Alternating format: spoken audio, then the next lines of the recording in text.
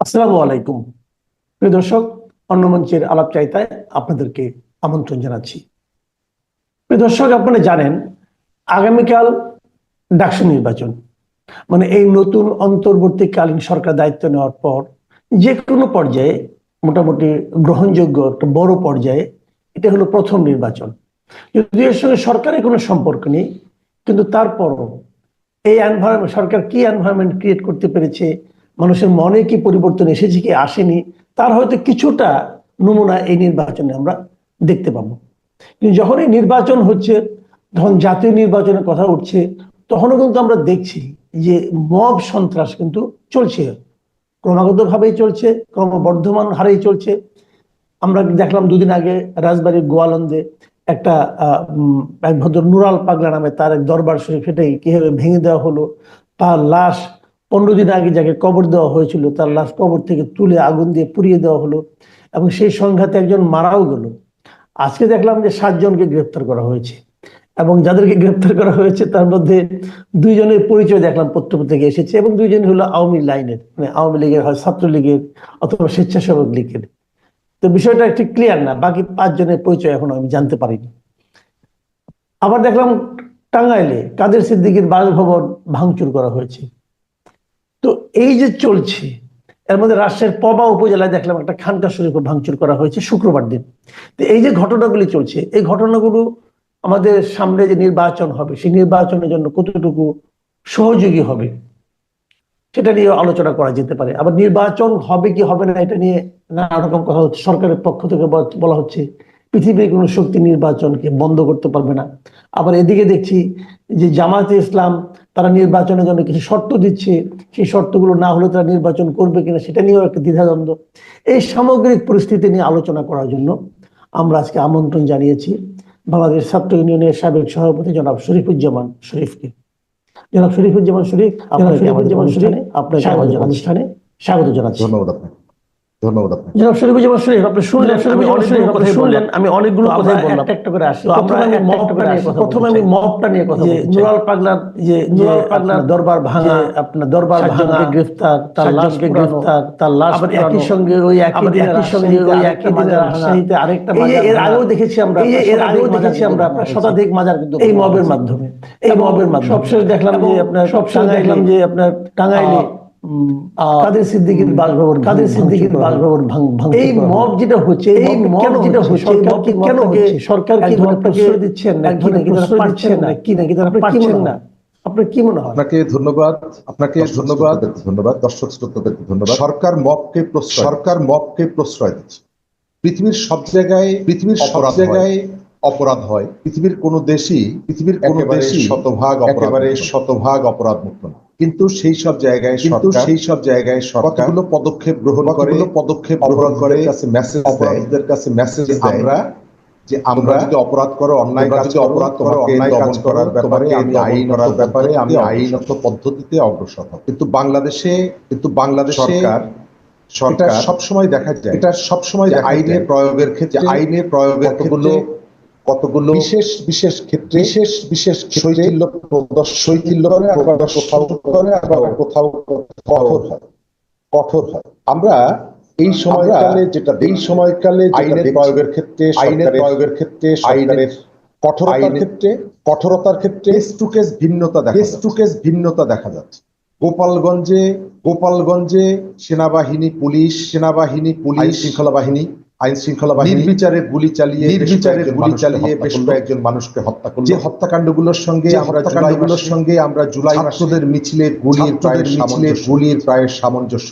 আবার রাজবাড়িতে পূর্ব প্রস্তুতি নিয়ে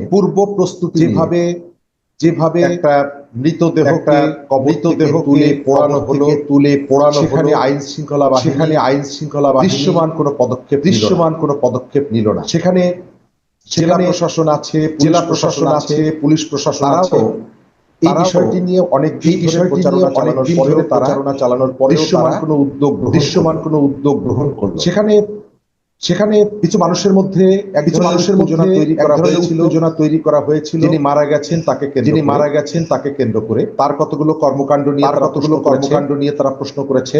কিন্তু কিন্তু এই সংকট মোকাবেলার জন্য প্রশাসনের যে উদ্যোগ থাকা দরকার, যে উদ্যোগটা তারা নেন। দ্বিতীয়ত যে রাজনৈতিক দলগুলো এসে প্রতিক্রিয়া জানাচ্ছে, বিবৃতি দিচ্ছে, নিন্দা করছে, তাদের প্রত্যেকেরই কিন্তু স্থানীয় ইউনিট আছে। যে কোনো জায়গায় দেখবেন তারা স্থানীয় পর্যায়ে প্রশাসনের সাথে বৈঠক করেন, কর্তৃত্ব দেখানোর চেষ্টা করেন, মাতব্বরি করেন। এই জায়গায় দেখা গেল কোনো ধরনের কোনো প্রতিক্রিয়া আমরা স্থানীয় রাজনৈতিক দলগুলোর কাছ থেকে দেখি। মব কিন্তু আকস্মিকভাবে ঘটছে না। আপনি রাজবাড়ী যেদিন ঘটনাটা ঘটেছে ওই একই দিনে চাঁদপুরেও একটা মাজারে হামলা রাজশাহীতে হয়েছে, চট্টগ্রামেও একটা উত্তেজনা তৈরি হয়েছে। চট্টগ্রামের উত্তেজনার নিরসনের জন্য প্রশাসন যে উদ্যোগটা রাজবাড়িতে সেই উদ্যোগটা নিল। এর ভেতর থেকে বোঝা যাচ্ছে কোথাও সরকার মবের নীরবতা অবলম্বন করছে, পদক্ষেপ গ্রহণ করছে, এবং যেখানে পদক্ষেপ নিচ্ছে কিন্তু ইতিবাচক ফলাফল দেখা। সরকার এর আগে মবের যে সমস্ত অন্যায় কাজ হয়েছে প্রতিকার করে। কখনো মানুষের এক ধরনের হাপ্পাবাজি করা হয়েছে। কয়েক মাস আগে শুনেছিলাম 64টি মাজারে হামলার 28 জনকে তারা গ্রেফতার করেছে এবং এটি বেশ আত্মতৃপ্তি নিয়ে প্রচার। 64টা মাজারে করলেন 28 জন, গ্রেফতার করলেন 28 জন।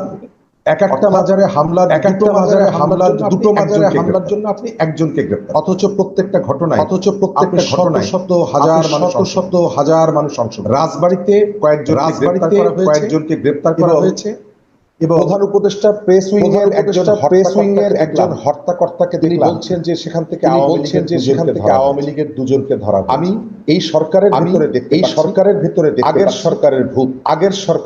সরকার যেমনি ভাবে কিছুর দায় বিএনপি জামাতের কাঁধে তুলে দিত। অরাজনৈতিক সরকার আওয়ামী লীগের নেতাকর্মীদেরকে নির্বিচারে গ্রেপ্তার, জেলে ঢুকানোকেই মনে করে অপরাধীদের বিরুদ্ধে পদক্ষেপ। আর এই কাজটি করতে গিয়ে প্রকৃত অপরাধীরা, সরকারের যে আগ্রাসী আচরণ প্রকাশিত হয়, এটি অপরাধীরা দূরে বসে হাসে। কারা ঘটালো তাদেরকে গ্রেপ্তার করে। আমি এই ধরনের শিশুসুলভ আচরণ, সরকারের বুদোর ঘাড়ে চাপানো এবং সরকারের ব্যর্থতাকে যে ধরনের আশ্রয় নিচ্ছে, মনে করি এখান থেকে সরকারের সরে আসে।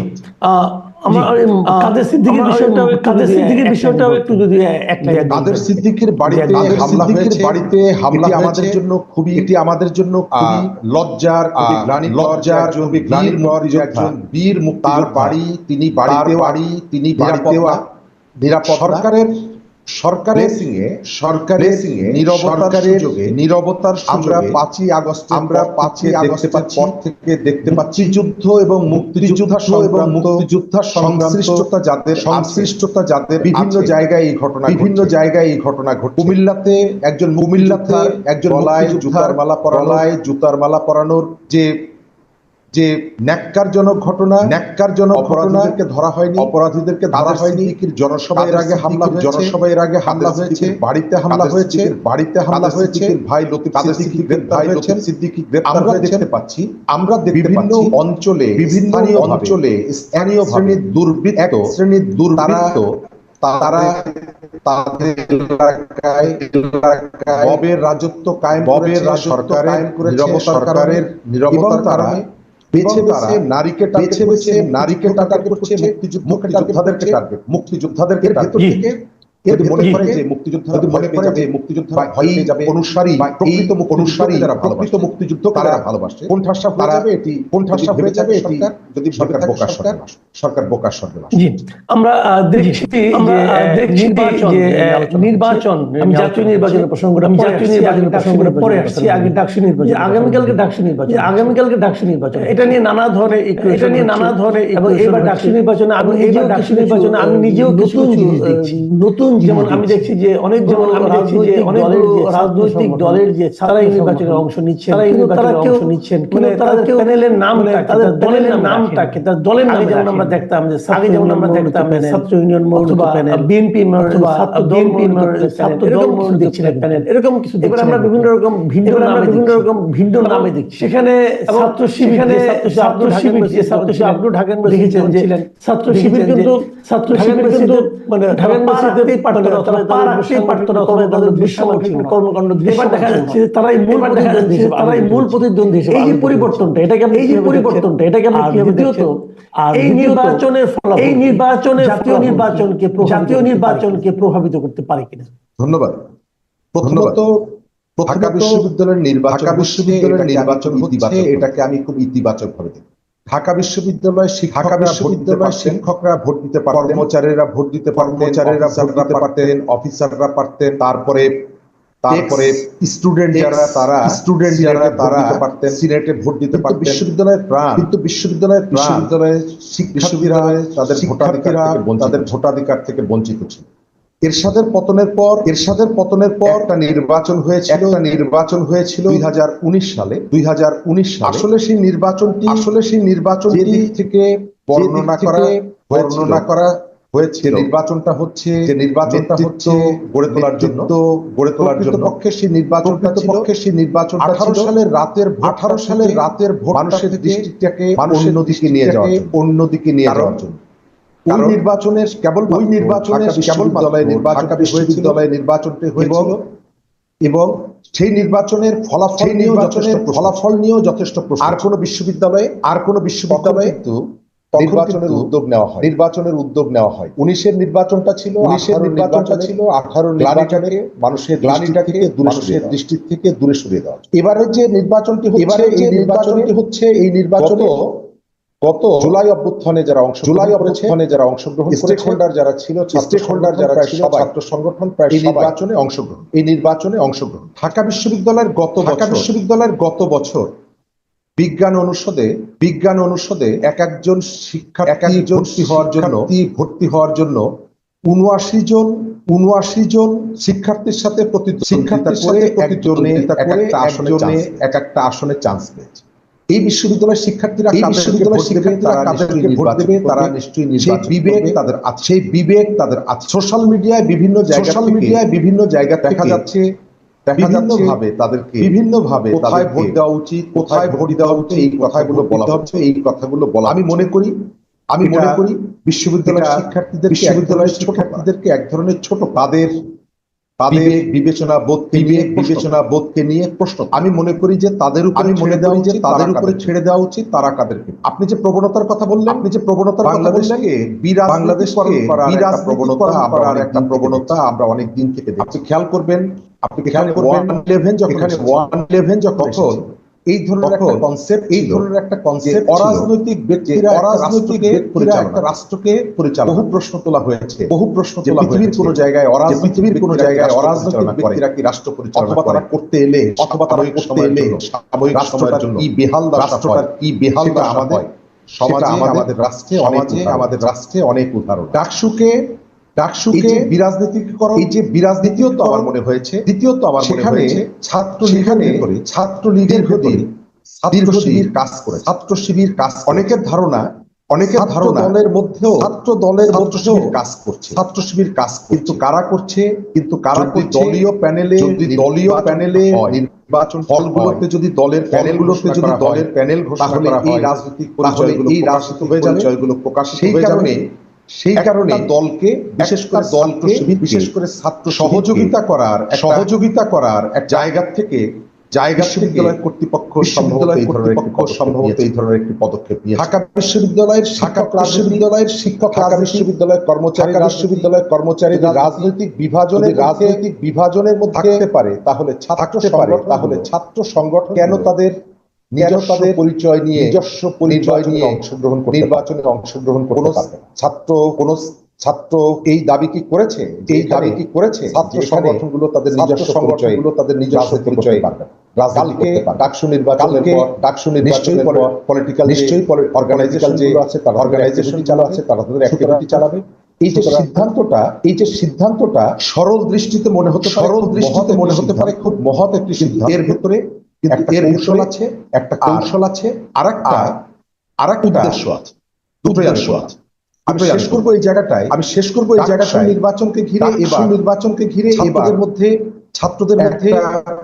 একটা উৎসাহ উদ্দীপনা দেখা, তারা একটু নতুনত্ব দেখতে চাইছেন, প্রচার প্রচারণায় প্রার্থীদের কাছ থেকে বক্তব্য শুনতে চাইছেন, গতানুগতিক যে বক্তব্যের বাইরে ভিন্নধর্মী বক্তব্যগুলো ছাত্রদেরকে বাইরের থেকে যে প্রবণতা দেখতে পাচ্ছেন।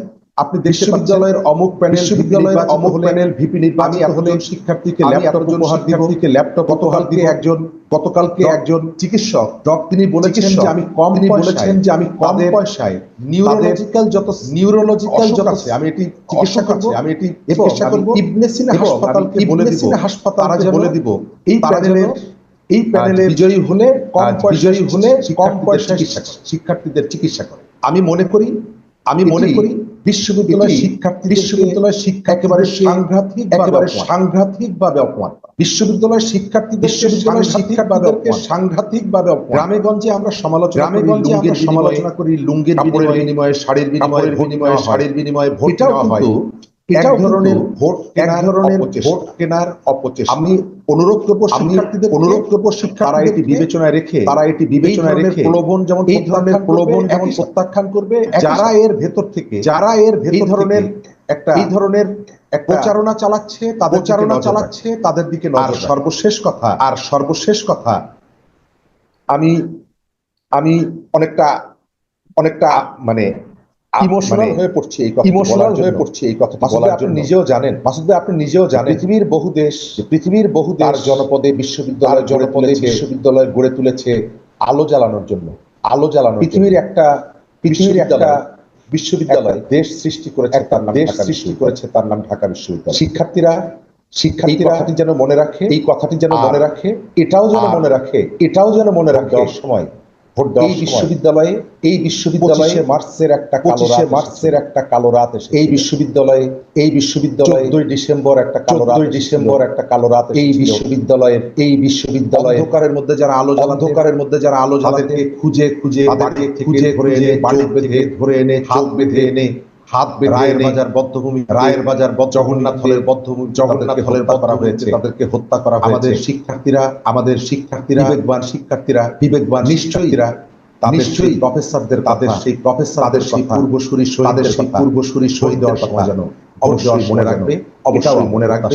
এটাও আমরা প্রত্যাশা করতে পারি। একটা প্রশ্ন কিন্তু উঠছিল, যে প্রশ্ন আমি করেছিলাম, যদি একদম এক কথা দুই কথা যে এই ডাকসু নির্বাচনে আমাদের জাতীয় নির্বাচনে কোনো ধরনের প্রভাব ফেলবে কিনা।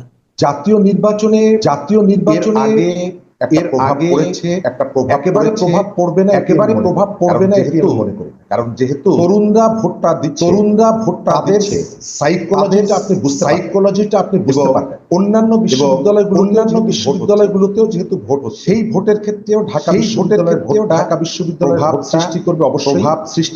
এর ভিতর থেকে তরুণদের ভাবনাটাকে কিছুটা হলেও বোঝা যাবে, কিছুটা হলেও বোঝা যাবে। রাজনীতির পুরো ডাইমেনশন চেঞ্জ হয়ে যাবে, আমার এখনো মনে হয়। এখন আরেকটা জিনিস, যেহেতু জাতীয় নির্বাচন প্রসঙ্গ, জাতীয় নির্বাচন হবে, এটা মোটামুটি আমরা যে প্রধান উপদেষ্টা বলেছেন, নির্বাচন কমিশন সেই অনুযায়ী, তারপরে মানুষের মধ্যে আসলে আদৌ নির্বাচন এক ধরনের অনাস্থা, এক ধরনের সরকারের প্রতি দেখা যাচ্ছে। এর মধ্যে আমরা সরকার প্রধানের যিনি তিনি বলেন যে পৃথিবীর কোনো শক্তি নেই নির্বাচনকে। প্রশ্ন হচ্ছে এই কথা ওনার মতো দায়িত্বপূর্ণ ব্যক্তি মানে উনি কি কোনো ধরনের এই ধরনের হুমকি পেয়েছেন? আবার একটা জিনিস দেখলাম আজকে এর মধ্যে দেখলাম দেশ রূপান্তর নামক একটা ভোট শিরোনাম করেছে ভোট আটকানোর জোট আসছে, মানে একটা জোট হতে যাচ্ছে যা নাকি ভোটে জয়ী হওয়ার জন্য আসলে এই বিষয়গুলো কি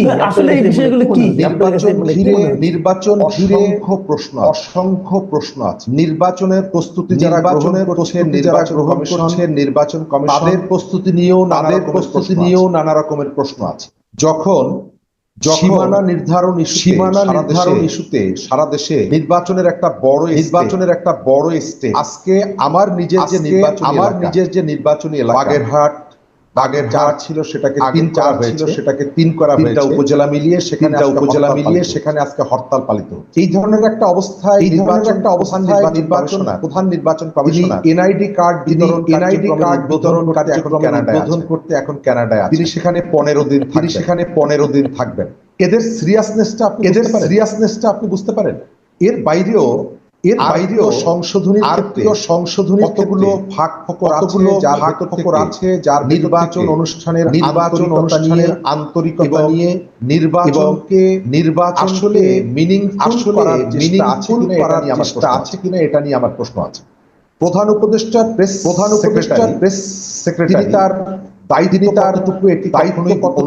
কখনোই অনুধাবন করেন। তিনি একেবারে রাষ্ট্রের একজন সরকারি কর্মকর্তা নীতি নির্ধারক হিসাবে বক্তব্য দেন, যেটা অবস্থানের সঙ্গে যায় না। এক ধরনের হামবড়া ভাব তার মধ্যে আছে এবং সরকারকে বিতর্কের মুখে নানা সময় ফেলে দেয়। পৃথিবীর কেউ ঠেকাতে পারবে না স্পষ্ট করে জানতে চাই নির্বাচন ঠেকাতে চাইছে। যদি চেয়ে থাকে তাহলে সরকারের দায়িত্ব হচ্ছে তাদের নাম প্রকাশ। আমরা একটা গণতান্ত্রিক উত্তরণের দিকে যেতে চাই। ধারণা সারা পৃথিবী আমাদের দিকে তাকিয়ে আছে। সেই সময় আপনি যদি বলেন পৃথিবীর কেউ ঠেকাতে পারবে না, জানতে চাইতে পারি কে এটিকে ঠেকাতে চাই। আমার ধারণা একেবারে ফাঁকা মাঠে কতগুলো উত্তেজনা তৈরি করার জন্য বারবার এই কথাগুলো বলার ভেতর আমার ধারণা তাদের মনে অন্য কোনো একটা বিষয় তা না হলে যখন কেউ ভয় পায় জোরে কথা বলে পথ চলার চেষ্টা করে। এদের এই ধরনের কথাগুলো আবার এই যে কসম কাটা রাষ্ট্রের দায়িত্ব থেকে আপনি সমস্ত কসম দিয়ে চলেন। এখানে কতগুলো প্র্যাকটিক্যাল পাবলিক আইন শৃঙ্খলার বেহাল অবস্থা আমার প্রশ্ন হচ্ছে সরকার আসলে আইন শৃঙ্খলা স্বাভাবিক করতে চায়। নির্বাচন ইস্যুতে কয়েকটা রাজনৈতিক দল পিআর নিয়ে এক ধরনের ডেডলক অবস্থা তৈরি করতে চাইছে এবং তারা নির্বাচন এই তারিখে নির্বাচন তাদের এটি চাইছে না। তাদের কথা প্রকাশ্যে বলছে, কেউ বলছে এই ধরনের নির্বাচন হতেই দেওয়া হবে না। একদিকে সরকারের দুর্বলতা, প্রশাসনের বেহাল অবস্থা এবং কোথাও প্রশাসনের অসহযোগিতা যেটা রাজবাড়িতে ঘটেছে। আপনি বাংলাদেশের একজন সরকারি কর্মকর্তাকে দেখাতে পারবেন যাকে সরকার ঠিক মতন বেতন দিচ্ছে না। তারপরেও তারা তাদের দায়িত্ব যথাযথ পালন এবং সরকারের দায়িত্বশীল ব্যক্তিদের অতি কারো দায়িত্ব পালন করার প্রধান নির্বাচন কমিশনারের ক্ষেত্রে বললাম। আমরা তো এনআইডি কার্ড নিয়েছি, স্মার্ট কার্ড নিয়ে দেশে বসে আমরা তো প্রধান নির্বাচন কমিশনারের হাত থেকে নেই। তিনি যেখানে গেছেন সেখানে একজন দূতাবাস আছে, সেখানে একজন এই কাজটি তিনি করতে পারতেন। এই কাজটি তিনি প্রধান নির্বাচন কমিশনার কেন 15 দিন তাহলে তারা কি গুরুত্ব অনুধাবন করছেন না? তারা ভেতরে অন্য কোনো মেসেজ তাদের কাছে আছে। আইন শৃঙ্খলা যদি স্বাভাবিক আইন শৃঙ্খলা যদি স্বাভাবিক করতে না পারে, যদি না করে, চেষ্টা যদি না করে, নির্বাচনটা এবারের নির্বাচনটা বাংলাদেশের সবথেকে কলঙ্কিত নির্বাচন। রাতের ভোটের কথা আমি নাই বললাম, ভোটের কথা আমি নাই বললাম, বিনা প্রতিদ্বন্দ্বিতার কথা নাই বললাম, প্রতিদ্বন্দ্বিতার কথা নাই বললাম, ডামির কথা নাই বললাম, আমি ডামির কথা নাই। এবারের নির্বাচন রাজনৈতিক কর্মী হিসাবে আমার অবজারভেশনে সহিংস একটা নির্বাচন। আমরা চাই বা না চাই, এটি আমরা চাই বা না চাই। মাঠে যখন আইন শৃঙ্খলা বাহিনীর স্বল্প সংখ্যক এবং এক ধরনের থাকবে, অথবা তাদের সক্ষমতার অভাব, সক্ষমতার অভাব। এটা যখন প্রতিদ্বন্দ্বীদের প্রার্থীদের কাছে যাবে, বিজয়ী হওয়ার হয়ে উঠবে, মরিয়া হয়ে ভেতর থেকে, এবং এর ভেতর থেকে রক্তপাত, সহিংস ঘটনা ঘটার সম্ভাবনা বেশি। জি, অনেক ধন্যবাদ। জি, অনেক ধন্যবাদ জনাব শরীফুজ্জামান। অনেক ধন্যবাদ জনাব দর্শক, আপনার দর্শক যে শুনলেন, অথবা নির্বাচন সেটা ডাকসু নির্বাচন, সেটা ডাকসুই হোক, জাতীয় নির্বাচন হোক, জনাব শরীফুজ্জামান শরীফের জনাব শরীফের একটা কথা কিন্তু আমাদেরকে আতঙ্কিত করছে, যেটা সবার শেষে নির্বাচন, যে এবার নির্বাচন হতে যাচ্ছে, সম্ভবত হতে যাচ্ছে ইতিহাসের সবচেয়ে কলঙ্কিত নির্বাচন, সহিংস নির্বাচন। আমরা শুনেছি আমাদের প্রধান উপদেষ্টা, বুঝি হোক না বুঝি হোক, আরো অনেক আগেই বলেছেন, ইতিহাসের সর্বশ্রেষ্ঠ নির্বাচন আমাদের কিভাবে দেবেন আমরা জানি না, কিভাবে দেবেন আমরা চাইবো। এই যে ভবিষ্যৎবাণী অথবা এই যে ধারণা ভুল প্রমাণিত হোক। আমার ধারণা জনাব শরীফুজ্জামান শরীফ নিজেও তা চাইবেন। আগামীতে আবার কথা হবে, আগামীতে আবার ভালো থাকবেন, আল্লাহ হাফেজ। ভালো থাকবেন, আল্লাহ হাফেজ।